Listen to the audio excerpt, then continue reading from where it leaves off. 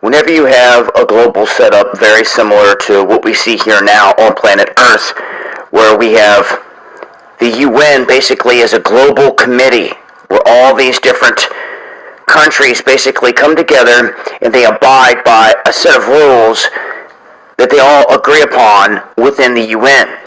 Well, what's happening now in the EU is an announcement about national IDs that will destroy millions of people's privacy, and it will create a near global biometric database. They have agreed to create this mandatory national biometrics ID card. Mandatory. Measures being negotiated as part of the EU's security union are moving ahead swiftly, with the Council and Parliament reaching provisional agreements on new rules for immigration liaison officers, also for EU visa code, and to also introduce this mandatory biometric national ID card. Now they're saying that the Nepal government announced their plans to roll this out and that it will affect 30 million people. Last month, there was an article that was written warning people about the global effort here to restrict everyone's right to travel. Now, if we start to look and see what's happening, we see walls being discussed on borders.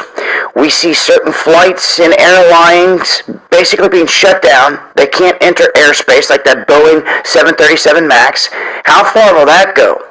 Now, they're implementing a mandatory biometrics ID card.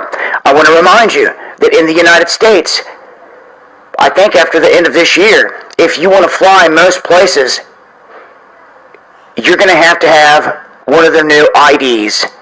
They go right along the lines of this whole thing as well. And I could see them just classifying it a little bit different, giving it a different name, but then in the end, it too can be data that's plugged right into the same global system. They are saying that 512 million people will be forced to give up their privacy. 500 million people. In this one move. They say it's all but a certainty. 28 ambassadors say yes, and this is what they're pushing for in Europe. Just wanted to make note of it. It's been Dabu 7.